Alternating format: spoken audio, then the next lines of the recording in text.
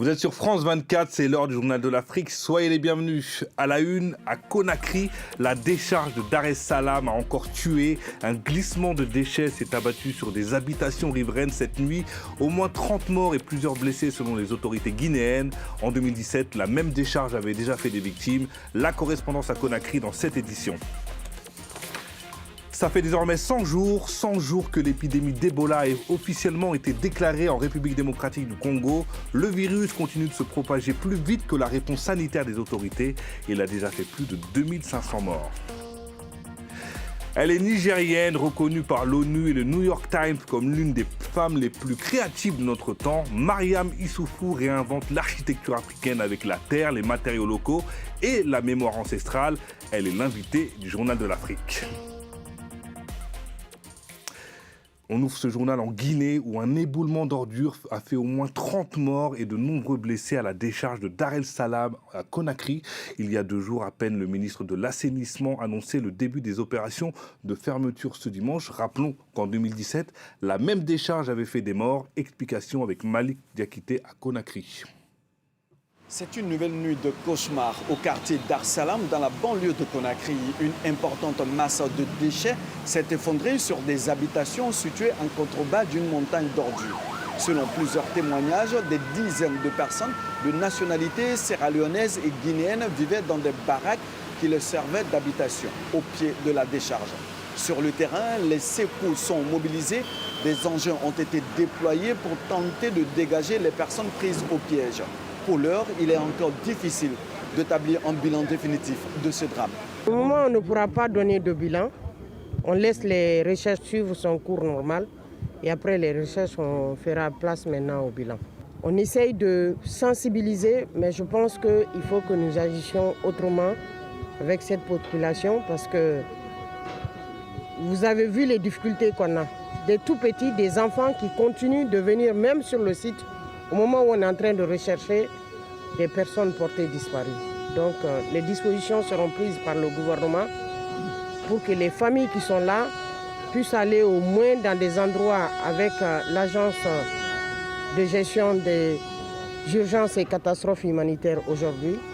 Et un périmètre sera défini par les forces de sécurité. En 2017, un éboulement de la même décharge avait fait au moins 9 morts. Depuis, les riverains ne cessent de dénoncer la mauvaise gestion du dépotoir et réclament sa délocalisation. 100 jours depuis la déclaration officielle de cette 17e épidémie d'Ebola en République démocratique du Congo. Alors qu'aucun vaccin n'existe encore pour la souche Bundibugyo, la priorité des autorités congolaises est de limiter la vitesse de propagation du virus, ce qui n'est pas une tâche facile, surtout lorsque des Congolais venant des régions différentes se côtoient sur leur lieu de travail. Regardez ces images commentées par Johanna Citruc. Ils sont plusieurs centaines à travailler ici, dans cette mine à ciel ouvert. Pendant des heures, ils cherchent de l'or à seulement quelques centimètres les uns des autres. Ils savent qu'avec une telle proximité, ils peuvent se transmettre le virus Ebola qui circule activement en République démocratique du Congo. Mais pour beaucoup, prendre ce risque est une nécessité. Je suis là pour subvenir aux besoins de ma famille, pour gagner ne serait-ce que 10 000 francs congolais pour que mes enfants puissent manger. J'ai du mal à payer mon loyer, c'est pour ça que je viens travailler ici. Autre problème, ces travailleurs multiplient les déplacements d'une mine à l'autre ou vers des lieux de vente. Au total, ils sont environ 2 millions à sillonner le pays. De quoi compliquer le travail des autorités qui tentent d'endiguer Ebola. Au moment où l'épidémie a été déclarée, le 15 mai, une seule province était concernée. À l'heure actuelle, 100 jours plus tard, pas moins de 6 provinces sont touchées. Dans la nuit de vendredi à samedi, plus de 16 000 doses de vaccins sont arrivées à Kinshasa. Théoriquement, elles ne sont pas adaptées à la souche qui circule. Mais des premières données récoltées en laboratoire suggèrent que le principe actif pourrait offrir une certaine protection aux Congolais. Nous avons dans notre planification décidé, avec l'avis des scientifiques, d'utiliser le vaccin Ervebo, le vaccin que nous connaissons tous, qui a déjà été utilisé plusieurs fois, et notamment de manière très importante pendant l'épidémie de 2018 à 2020. Selon le dernier bilan, cette épidémie d'Ebola est la plus meurtrière de l'histoire de la RDC. Sur 5 375 cas confirmés, plus de 2 500 décès ont déjà été enregistrés. Construire en Afrique sans béton, sans climatisation, en puisant dans les savoirs ancestraux, c'est le pari de Mariam Issoufou, architecte nigérienne, champion de la Terre 2025 selon l'ONU, et l'une des 15 femmes les plus créatives du monde selon le New York Times, bureau à Niamey, New York et Zurich, mais ses racines restent au Sahel. Mariam Issoufou, bonsoir et merci d'avoir accepté notre invitation sur France 24. Je le disais et je voudrais préciser à nos téléspectateurs que vous êtes d'abord ingénieur informatique de formation. Est-ce que cette première carrière a influencé votre façon de concevoir l'architecture? Au début, je voulais vraiment que ça n'ait aucun impact sur ma vision et sur ma formation d'architecte. Parce que j'ai commencé quand j'ai commencé à apprendre ce qu'était l'architecture, je me rendais compte qu'il y avait un certain attachement aux outils informatiques, justement, comme mode de design. Et je trouvais que c'était un peu difficile, en fait, d'apprendre ce qui était vraiment la conception de l'espace quand on s'attachait à ces outils-là. Donc, j'ai tout fait, en fait, pour effacer cet aspect de ma personnalité, mais qui m'a rattrapée très vite par la suite, parce que je me suis rendu compte qu'en tant qu'ingénieur informatique, en fait, ce que je faisais, c'était aussi de l'architecture, parce que je codais, et c'était vraiment le code structurant des logiciels que j'écrivais, ce qui, en fait, revient à faire de l'architecture virtuelle, où on a une brief qui nous dit ce qu'il faut comme fonctionnalité, et en fait, on le fait vraiment de nulle part. Et c'est assez proche de l'architecture, je dois dire. Donc, finalement, j'ai été bien formée par l'informatique, en fin de compte, quand je suis arrivée Et en justement, architecture. en parlant d'architecture, j'ai vu que vos murs de terre et d'argile coûtent 30% moins cher que le béton et restent naturellement plus frais. Pourquoi l'Afrique continue-t-elle à construire en béton importé alors que des solutions locales existent? C'est bien la question, et je pense que c'est vraiment le débat qu'on devrait avoir, parce qu'on a accepté une certaine idée d'architecture contemporaine qui ne peut exister sans le béton. Et c'est une idée absolument fausse, bien sûr. La brique de terre peut créer les mêmes formes que la brique de ciment.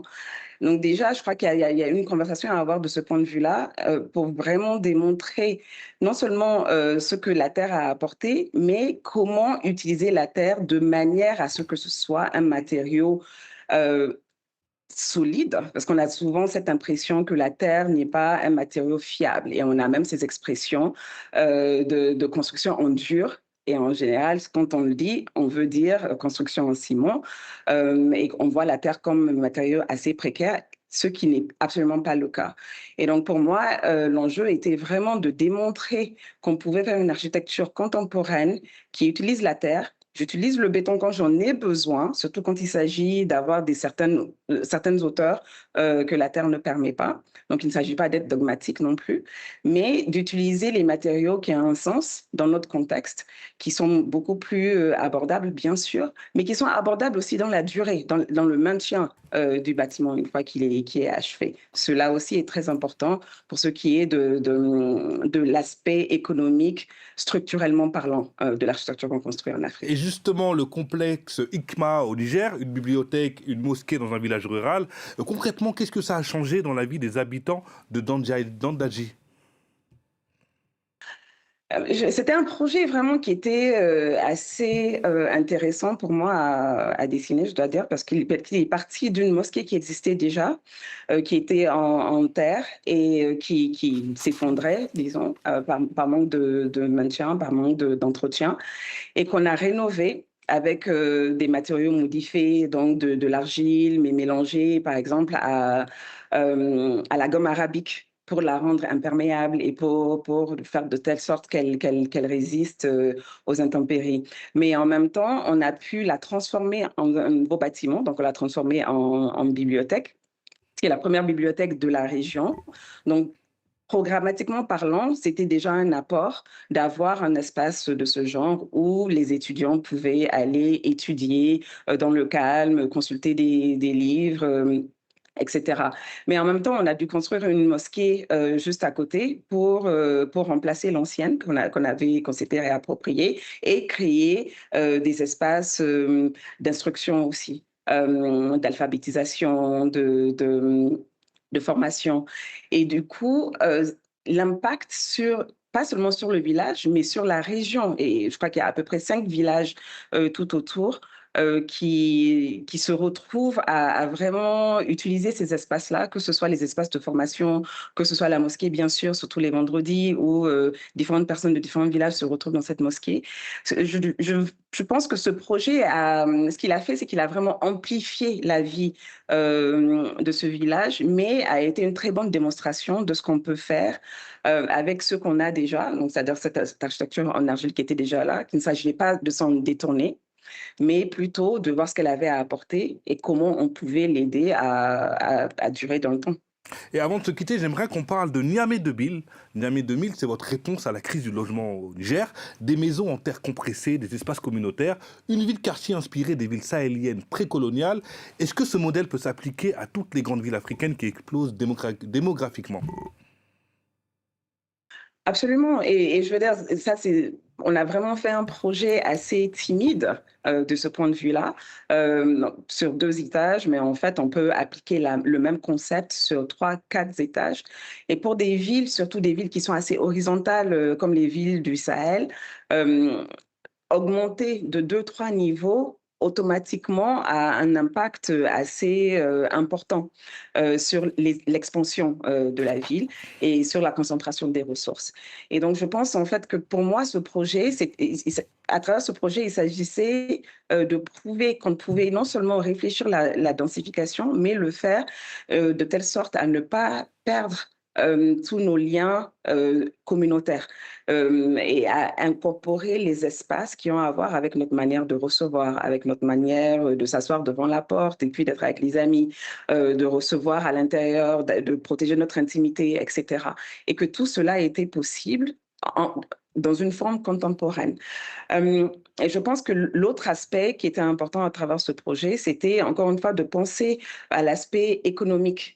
Parce qu'il ne s'agit pas seulement de répondre à la densification, mais de penser à pouvoir se permettre des logements dignes, des logements qui nous ancrent dans notre communauté, où l'entraide est toujours vivante, mais aussi des logements qui ne nous demandent pas de dépenser la moitié de notre salaire en facture électrique.